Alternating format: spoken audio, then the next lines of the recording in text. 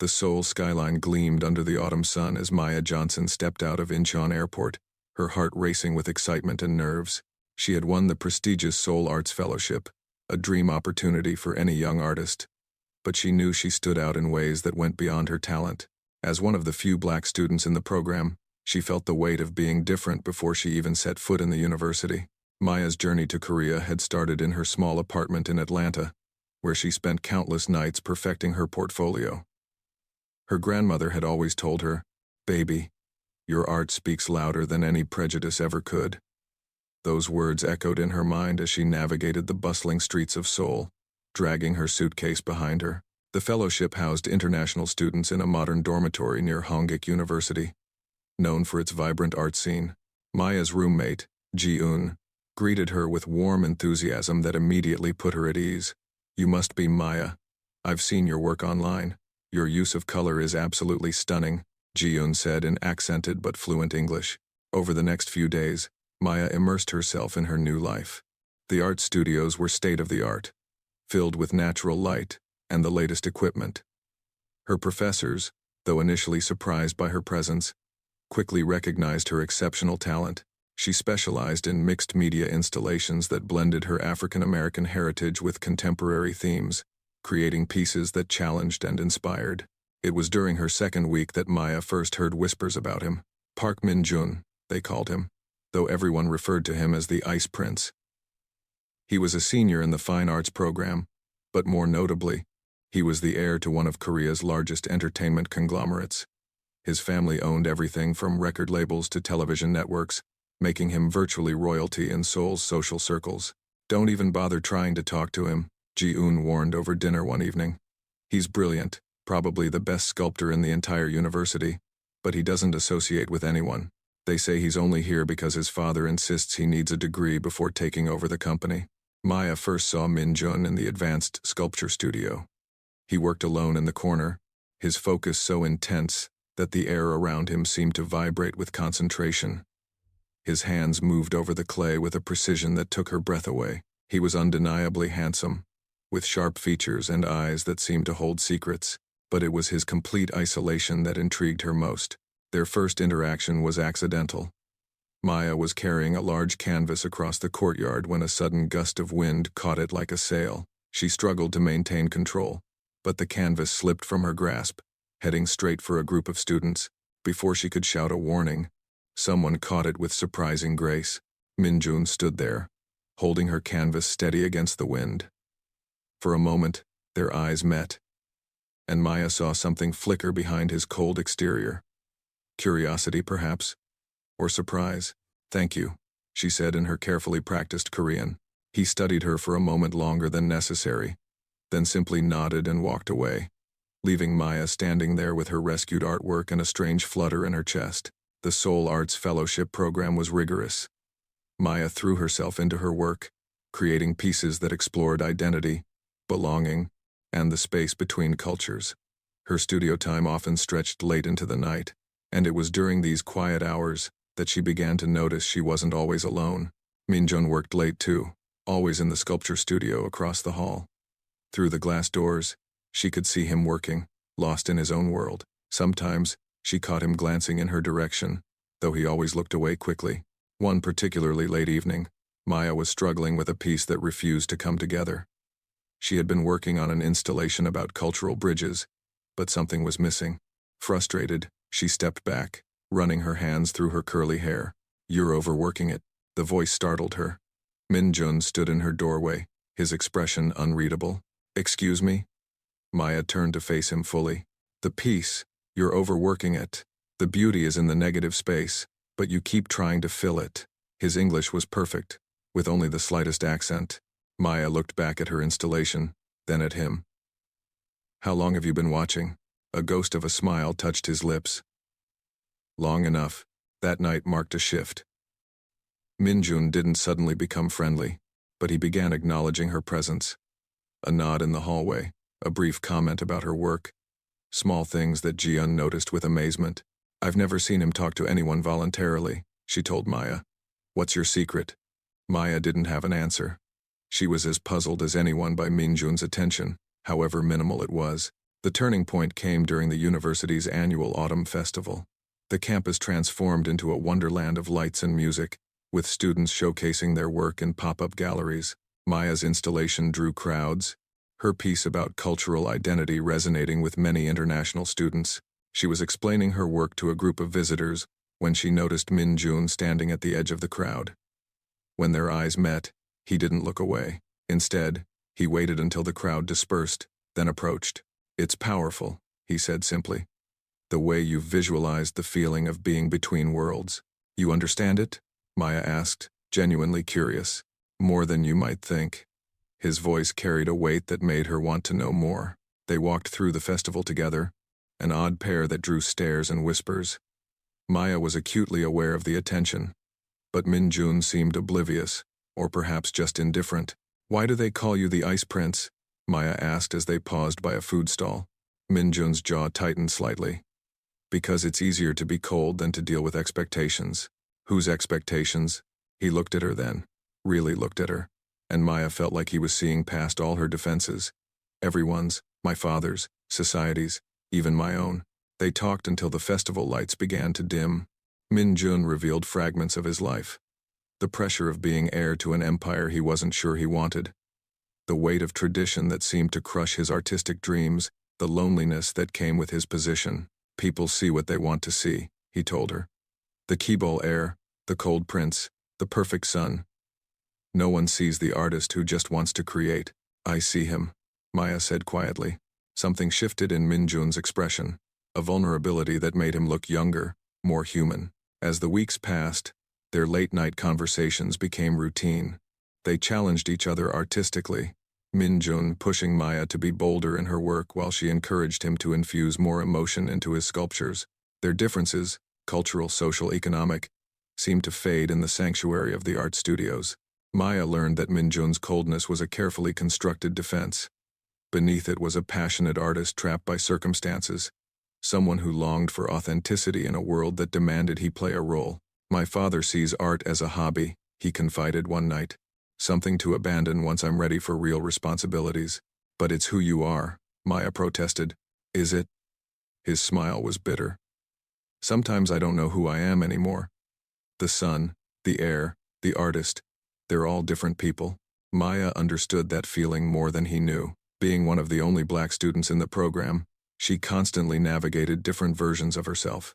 The American, the artist, the outsider who was slowly finding her place. Their friendship deepened, though neither acknowledged the undercurrent of something more. The other students watched with fascination as the Ice Prince began to thaw, showing up at group exhibitions, even joining Maya and Ji-un for coffee occasionally. But with visibility came scrutiny. Maya began noticing the hostile stares, the whispered comments that stopped when she entered a room. She overheard fragments of conversations questioning what the Keybowl heir could possibly want with someone like her. The pressure intensified when photos of them together appeared on social media. Min Jun's family had eyes everywhere, and it didn't take long for his father to summon him home. Min Jun returned from the meeting looking haggard. "He wants me to be more careful about my associations," he told Maya, his voice flat. And I told him my associations were none of his business." It was the first time Maya had heard him stand up to his father, and she could see what it cost him. The incident that changed everything happened at the winter showcase. Maya had poured her soul into a new installation, a piece about barriers and connections, featuring delicate glass bridges between contrasting elements. It was her most ambitious work yet. The opening night was packed. Maya wore a simple black dress that highlighted her natural beauty, her confidence radiating as she discussed her work with admirers.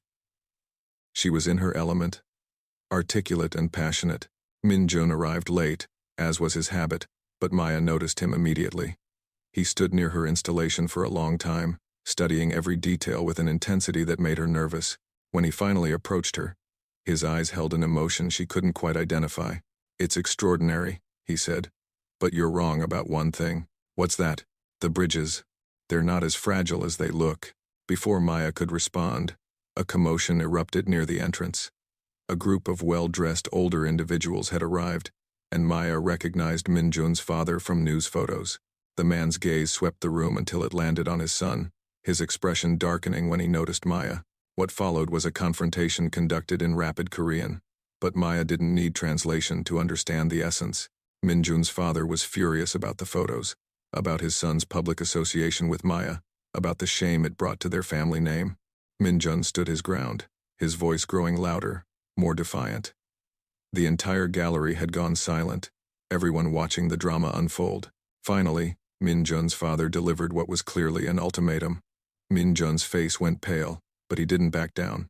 Instead, he turned to Maya, took her hand, and led her out of the gallery, leaving his father and the stunned crowd behind. They ended up on the roof of the arts building, the Seoul skyline glittering around them. Minjun was shaking, whether from anger or fear.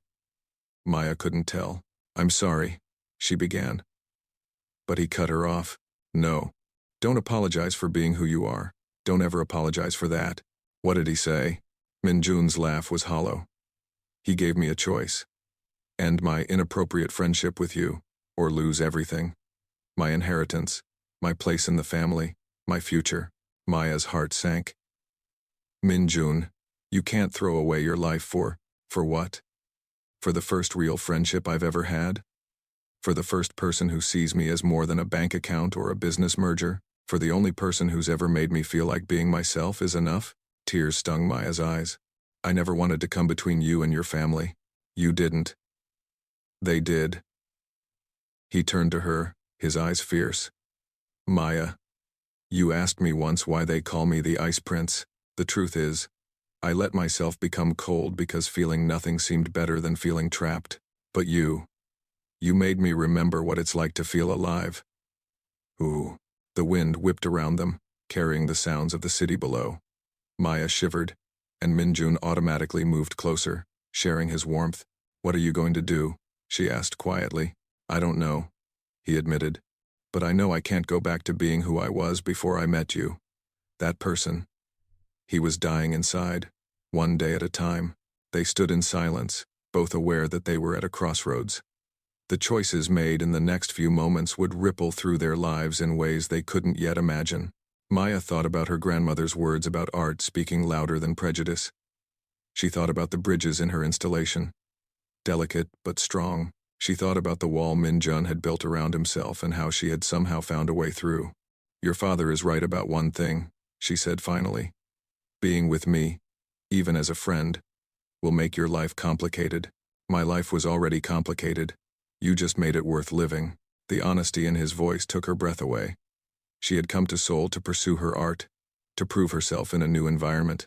She hadn't expected to find someone who understood her art so deeply, who challenged her to be better, who made her feel seen in a way she never had before. "Minjun," she began, not sure what she wanted to say. He turned to her fully, his face open and vulnerable in a way she'd never seen. "I know we come from different worlds. I know there are 1,000 reasons why this is impossible. But Maya, you're the first person who's ever made me want to be brave." The city lights blurred as tears filled her eyes. Here was this man who had everything: wealth, status, power, saying she was what made his life meaningful. It should have felt like too much pressure, but instead, it felt like coming home. "I need to tell you something," Maya said, her voice trembling. "These past months, you've changed me too. I came here feeling like I had to prove I belonged, like I was fighting every day just to justify my presence. But with you, I never had to prove anything. You saw my art, you saw me, and that was enough." Minjun reached out, hesitantly, and wiped a tear from her cheek. The touch was gentle, almost reverent. "So what do we do?" he asked. "I won't ask you to carry the burden of my choice. If I walk away from my family, it has to be for me, not for you. But I need to know, is there something here worth fighting for?" Maya looked at him, really looked at him. She saw the scared young man behind the cold facade, the artist suffocating under expectations, the soul crying out for authenticity. She thought about all the barriers between them: culture, class, family expectations, and how small they seemed compared to the connection they'd built. "Yes," she whispered, "there's something here." Relief and joy transformed Minjun's face, making him look almost boyish. But then reality crept back in. "My father won't make this easy," he warned. "He has influence everywhere. He could make trouble for your fellowship, for your career. I've faced worse," Maya said with more confidence than she felt. Besides, my grandmother always said the best art comes from struggle. Your grandmother sounds wise. She was.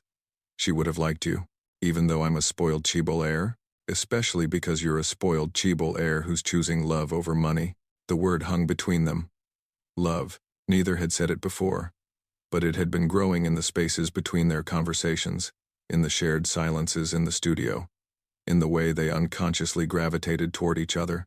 Maya, Minjun said softly, I need you to understand what you'd be getting into. Dating me isn't just dating me. It's dealing with paparazzi, with social media hate, with people who will never accept you because of who you are and where you come from. And dating me means dealing with people who think you're rebelling, or experimenting, or going through a phase, Maya countered. It means your family might never accept me, your business partners might question your judgment, and society might never understand. They stared at each other. The full weight of what they were considering laid bare between them. So we're both crazy, Minjun said finally, a small smile tugging at his lips. Completely insane, Maya agreed. I can live with that. The air between them shifted, charged with possibility and promise. Minjun stepped closer, his hand coming up to cup her cheek. Maya Johnson, he said formally, would you be willing to date this complicated, conflicted, probably disowned Keeble heir who's only recently learning how to feel? Despite everything, Maya laughed. Only if you're willing to date this stubborn, ambitious, definitely controversial American artist who's going to turn your orderly life completely upside down. Deal? The kiss that followed was soft, tentative, a question and answer all at once. It tasted like new beginnings and courage, like art and defiance and hope all mixed together. When they pulled apart, both were breathless. So this is what being brave feels like, Minjun murmured against her lips. Terrifying, isn't it? Maya smiled. Absolutely terrifying, he agreed, then kissed her again. They stayed on the roof until the cold became unbearable, planning and dreaming and stealing kisses between words. They knew the road ahead would be difficult. Minjun's father would follow through on his threats. The media would have a field day. Society would judge them harshly. But as they finally made their way back down to face the world, hand in hand, Maya felt more certain than ever that some bridges were worth building. No matter how impossible they seemed, the gallery was nearly empty when they returned. But Ji-eun was waiting, her face a mix of concern and excitement. The whole campus is talking, she informed them. Minjun's father left in a rage. There are already posts online about the scandal. Minjun squeezed Maya's hand. Let them talk. Over the next few days, the full force of the Park family's disapproval became clear. Minjun's credit cards were frozen, his car was repossessed, and he was formally disinvited from all family functions. The gossip sites had a field day with the story of the Keeble heir who chose love over fortune. But something unexpected happened. The arts community rallied around them. Fellow students who had once been too intimidated to approach Minjun now offered support. Professors who had watched him struggle under the weight of expectations expressed admiration for his courage. Maya's installation, already popular, became the most talked-about piece in the showcase. People came to see the work by the artist who had melted the Ice Prince's heart. The irony wasn't lost on her. The very controversy that was meant to destroy them was amplifying her voice as an artist. Minjun adapted to his new reality with surprising grace. He took a part-time job at a local gallery, moved into a tiny apartment, and threw himself into his art with renewed passion. The freedom of having nothing left to lose liberated his creativity in ways that amazed even Maya. I should have done this years ago, he told her one evening as they cooked ramyeon in his cramped kitchen. I spent so long being afraid of losing everything that I never realized I had nothing real to begin with. Maya watched him. This man who had given up an empire for the chance at happiness, and felt her heart swell with an emotion too big for words. Their relationship deepened quickly, forged in the fire of adversity. They supported each other through the hate comments and the photographers who followed them. When Maya's fellowship review came up, there were whispers that she might face additional scrutiny because of the scandal. But her work spoke for itself. The review board, impressed by her growth and unique voice, extended her fellowship for another year. Minjun was there when she got the news, lifting her off her feet in a spinning hug that made her laugh until she cried. I'm so proud of you, he said, setting her down but keeping her close. We should celebrate, Maya suggested, How about dinner at that place by the river, the one with the amazing view? Maya grinned. You mean the one where you finally admitted you'd been watching me work for weeks? I prefer to call it admiring your artistic process from a respectful distance, Minjun defended with mock dignity. They were laughing as they left the building, but the laughter died when they saw who was waiting by the entrance. Minjun's mother stood there, elegant and composed, her expression unreadable. She had never publicly acknowledged the scandal, maintaining a dignified silence while her husband raged. Mother, Minjun said carefully, his arm protectively around Maya. Minjun. She studied them both with sharp eyes. Miss Johnson. Maya felt Minjun tense beside her, ready for another confrontation. But his mother surprised them both. I've seen your work, she said to Maya. The installation about bridges. It's quite remarkable. Thank you, Maya managed, thrown by the unexpected compliment. I also saw my son's latest sculptures, the ones he created after. She paused delicately. Recent events. They're the best work he's ever done. Minjun stared at his mother in shock. You went to see my work? I've always seen your work, Minjun, even when your father forbade me from encouraging it. She sighed, looking older suddenly. I came to tell you that not all of the family agrees with your father's stance. Your sister, your cousins, they admire what you've done, but not enough to say so publicly. Minjun said bitterly. Change takes time, his mother replied, even in families, especially in families like ours. She turned to Maya. You make my son happy. I can see it in his work, in his eyes. That's not a small thing. With that, she left, her driver opening the car door for her. Minjun stood frozen, processing what had just happened. Did your mother just give us her blessing? Maya asked. I think she did. He looked dazed. In her own way, it wasn't a reconciliation, not yet. But it was a crack in the wall that had seemed impenetrable. As winter turned to spring, their love story became part of campus legend. The American artist who captured the heart of the Ice Prince. The Chibol heir who chose love over fortune. It was the kind of story people wanted to believe in. Even those who initially opposed it. Maya's art evolved, influenced by her experiences navigating Korean culture and her relationship with Minjun. She created pieces that spoke to the universal experience of being an outsider finding home in unexpected places. Minjun's transformation was even more dramatic. Free from the suffocating expectations of his family, his art exploded with emotion and authenticity. Galleries that had once courted him for his name now sought him for his talent. They supported each other through everything. The good reviews and the bad. The days when the cultural differences seemed overwhelming. The nights when the pressure of being a symbol made them want to hide from the world. Do you ever regret it? Maya asked one evening as they watched the sunset from their favorite spot on the roof. Everything you gave up? Minjun pulled her closer, pressing a kiss to her temple.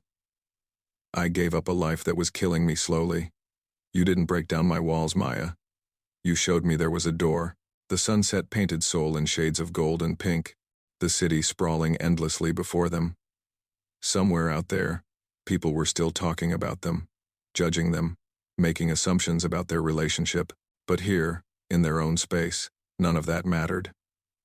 They had built something real and true, a bridge between worlds that many said couldn't coexist. It hadn't been easy, and it wouldn't get easier anytime soon. But as Maya turned in Minjun's arms, seeing the love and certainty in his eyes, she knew that some things were worth fighting for. Their kiss tasted like victory, like home, like a future written in bold strokes across a canvas that they would paint together. The story of the Ice Prince and the American artist was far from over. In fact, it was just beginning. Spring in Seoul brought cherry blossoms and new challenges. Maya's extended fellowship meant another year in Korea, but it also meant navigating her relationship with Minjun under constant scrutiny. The initial scandal had died down, replaced by a persistent curiosity about the couple who had defied social expectations. Maya stood before her latest work, a massive installation that filled half the gallery space. It was her most ambitious project yet. A constellation of suspended objects that told the story of diaspora and belonging. Each piece was connected by nearly invisible threads, creating a web that viewers had to navigate carefully. It's extraordinary, Professor Kim said, walking through the installation with obvious admiration. The way you've visualized interconnectedness while maintaining individual identity. It's profound. Thank you, Professor. Maya adjusted one of the hanging pieces slightly. I wanted to show how we can be connected without losing ourselves. Professor Kim smiled knowingly. Speaking from personal experience, Maya's relationship with Minjun had become an open secret in the art department, a source of fascination and inspiration for many. Their story had challenged preconceptions and opened dialogues about identity, love, and sacrifice. Across the city, Minjun was facing his own challenges. His new life as a struggling artist was a far cry from the luxury he'd known, but he wore his freedom like a badge of honor. His tiny apartment doubled as a studio, every surface covered in sketches and small sculptures. He was preparing for his first solo exhibition since the break with his family. The gallery owner, Mr. Choi, had taken a risk on him, believing in his talent rather than his name. These pieces are raw, Mr. Choi observed, studying Minjun's latest sculpture. There's pain here, but also incredible beauty. The market will respond well to this authenticity. Minjun's phone buzzed with a message from Maya. Dinner at 7? I have news. He smiled, already looking forward to seeing her. Their relationship had settled into a rhythm. Stolen moments between classes and work. Late nights discussing art and life. Weekends exploring Seoul's hidden corners where they could be just another couple in love. The restaurant Maya chose was small and intimate, tucked away in Insadong. They'd discovered it during one of their walks, drawn by the smell of home-cooked food and the owner's warm smile. So what's the news? Minjun asked after they'd ordered. Maya's eyes sparkled with excitement. The Smithsonian wants to feature my bridge installation in their upcoming exhibition on contemporary identity. Minjun's face lit up. Maya, that's incredible. The Smithsonian? It would mean going back to the States for a few weeks to oversee the installation, she continued, her excitement dimming slightly. Maybe longer if they want me to do artist talks. The unspoken question hung between them. Their relationship had survived family drama and social pressure, but they'd never faced physical distance. When? Minjun asked quietly. Next month, right in the middle of your exhibition opening. They sat in silence for a moment, processing this new challenge. Minjun reached across the table, taking her hand. We'll figure it out, he said firmly. This is too important for you to pass up. Your exhibition is important too, Maya protested. It's your first solo show. I should be there. And you will be. In spirit. Besides, he squeezed her hand. We both know. Our art comes first. It's what brought us together. Maya felt tears prick her eyes. Even now, Minjun's unwavering support amazed her. He'd given up everything for their relationship, yet he never used that sacrifice to clip her wings. Their conversation was interrupted by a commotion at the restaurant entrance. A group of young women had spotted them, phones already out. Minjun sighed, preparing for the usual routine of photos and invasive questions. But Maya surprised him. Instead of shrinking back, she stood up and addressed the group in Korean. We're having dinner. Please respect our privacy. Her Korean had improved dramatically over the months, and her confident tone made the group hesitate. The restaurant owner, protective of his regular customers, ushered the would-be paparazzi out. When did you become so fierce? Minjun asked, impressed. I've been taking lessons, Maya admitted. From Jiun, and from you. I figured if I'm going to be part of your world, I should be able to defend our space in it. Minjun looked at her with such intensity that Maya felt her breath catch. I love you, he said simply. It wasn't the first time he'd said it, but it still sent shivers through her. I love you too, she replied. Which is why I hate the thought of leaving, even temporarily. Distance won't change that, Minjun assured her. If anything, it'll give me more time to work on my exhibition pieces. You're very distracting, you know. Maya laughed, the tension breaking. They spent the rest of dinner planning her trip, discussing video call schedules and counting down the days until she'd return. The weeks flew by in a blur of preparation. Maya worked tirelessly to document her installation for the Smithsonian, creating detailed instructions for its recreation. Minjun threw himself into his exhibition pieces, channeling his emotions about their upcoming separation into his art. Ji-yoon helped Maya pack, offering a steady stream of advice and encouragement. It's only a few weeks, she reminded Maya. Besides, absence makes the heart grow fonder. Or forgetful, Maya worried. Not Minjun, Gion said confidently. That man is completely gone for you. Do you know he asked me for English idiom lessons? He wants to understand all your cultural references. This revelation made Maya smile. It was so like Min Jun to quietly work on bridging their cultural gap without making a fuss about it. The night before her departure, Min Jun surprised her with a small gathering, their closest friends from the art program, the gallery owner who'd believed in him, even Professor Kim, all gathered in his tiny apartment to wish Maya well. To Maya, Min Jun raised his glass. Who shows us every day that art has no borders and neither does love. The toast brought tears to Maya's eyes. Looking around the room, she realized how much had changed since her arrival in Seoul. She'd built a community here, a chosen family that supported and celebrated them. Later, after everyone had left, Maya and Min Jun stood on his balcony, Seoul's lights twinkling below them. I have something for you, Min Jun said, producing a small wrapped package. Inside was a delicate silver necklace with a pendant he'd clearly made himself. Two abstract forms intertwined, separate but connected. So you don't forget, he said softly, fastening it around her neck. As if I could, Maya whispered, pulling him close. Their goodbye at the airport was bittersweet. Min Jun held her until the last possible moment, whispering promises and encouragement in a mix of Korean and English that had become their private language. Make them see what I see, he said finally. Show them your brilliance. The flight to Washington felt endless.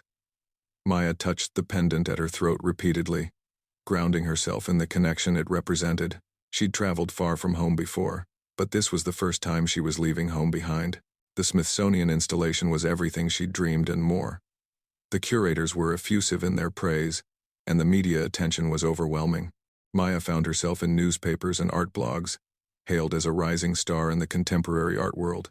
You're making waves, her mentor, Dr. Patricia Williams, told her over coffee. There's talk of a permanent position here, if you're interested. A year ago, Maya would have jumped at the opportunity. The Smithsonian was prestigious, a dream job for any artist. But now, I need to think about it, she said carefully.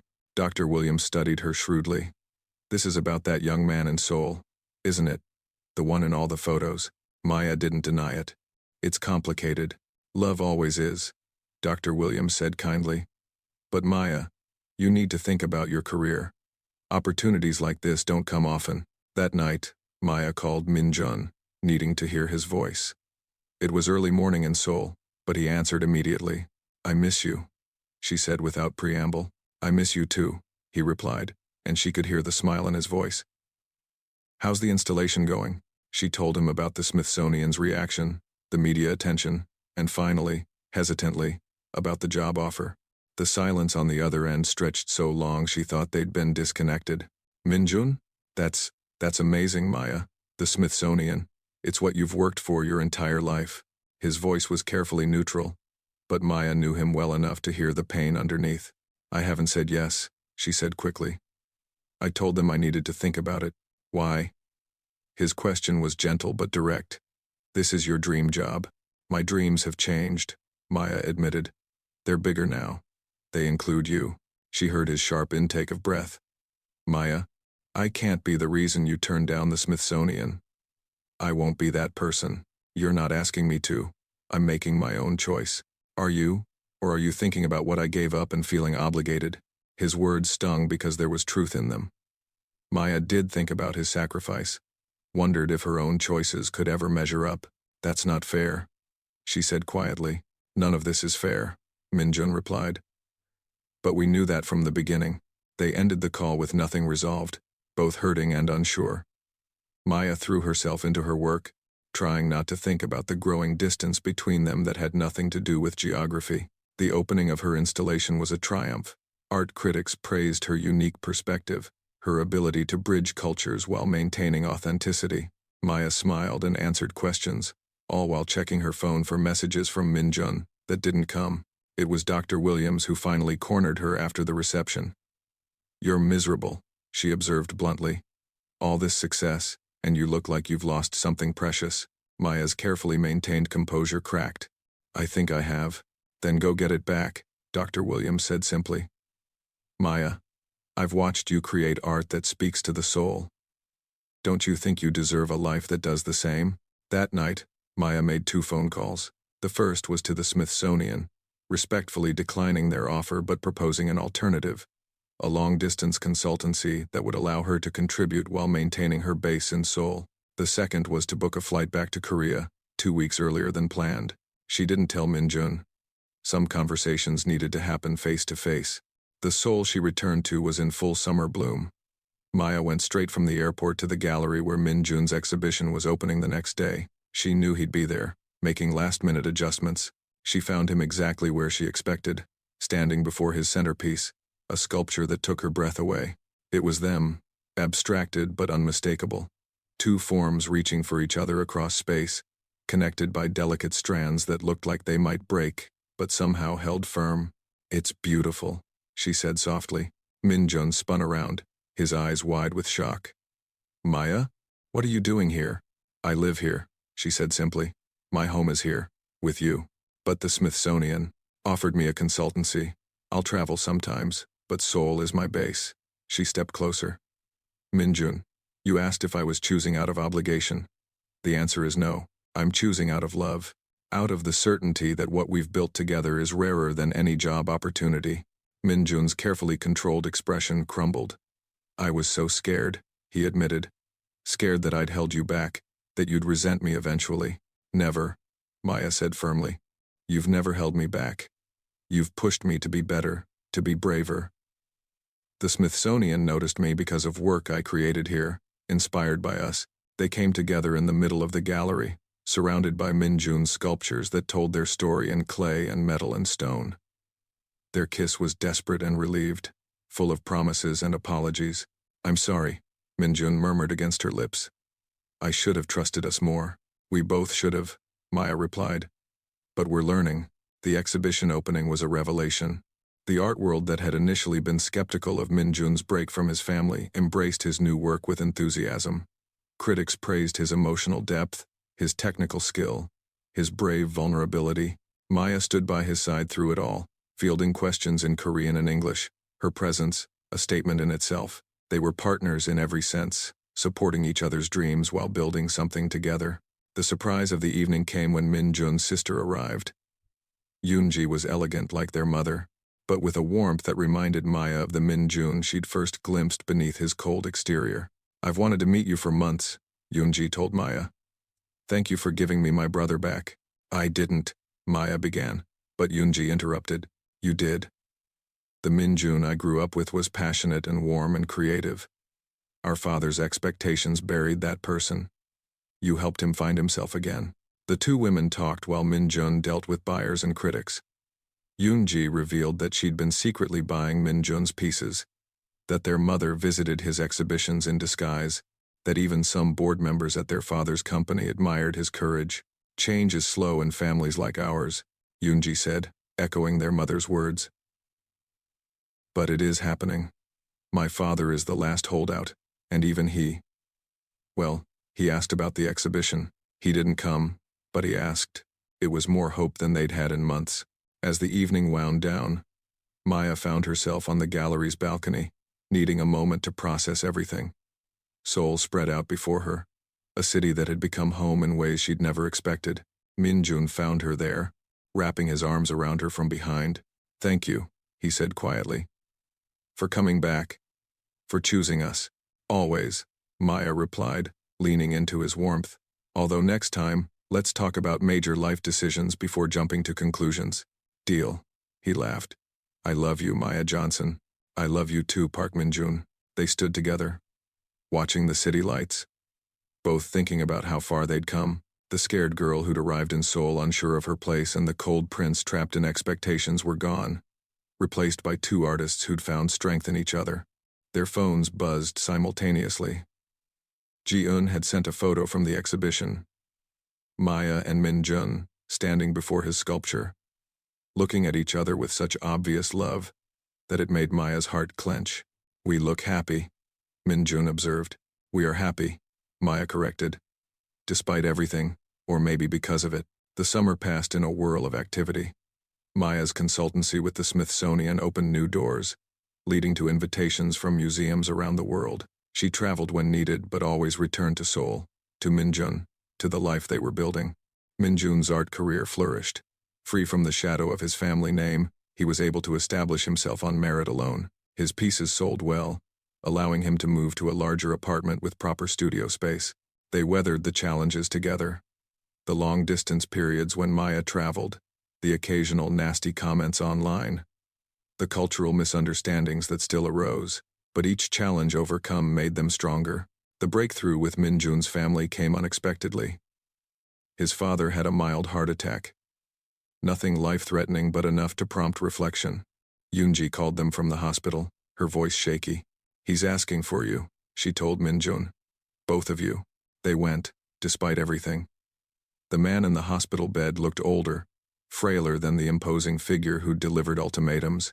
"I've been watching your work," he told Minjun without preamble. "You're talented. More talented than I wanted to admit." It wasn't an apology, but it was a beginning. He turned to Maya, studying her with eyes that reminded her of Minjun's. "You make my son happy," he said finally. "I may not understand it, but I can see it." The reconciliation was slow and imperfect. Minjun's father couldn't fully embrace their relationship, but he stopped actively opposing it. Family dinners were awkward affairs, but they happened. Progress, Maya learned, sometimes looked like uncomfortable silence instead of open hostility. Their second autumn together brought new challenges and opportunities. Maya was offered a teaching position at the university, a chance to inspire the next generation of artists while continuing her own work. Minjun was commissioned for a major public sculpture, his first large-scale piece. They celebrated in their favorite restaurant, the place where they'd first navigated the challenge of distance. "Look how far we've come," Maya marveled. "Sometimes I can't believe this is our life." "Believe it," Minjun said, raising his glass. "We earned every bit of it." As the leaves changed color in Seoul's parks, Maya reflected on the journey that had brought them here. The black girl from Atlanta who'd broken through the Korean prince's walls had become so much more. An artist, a teacher, a bridge between worlds.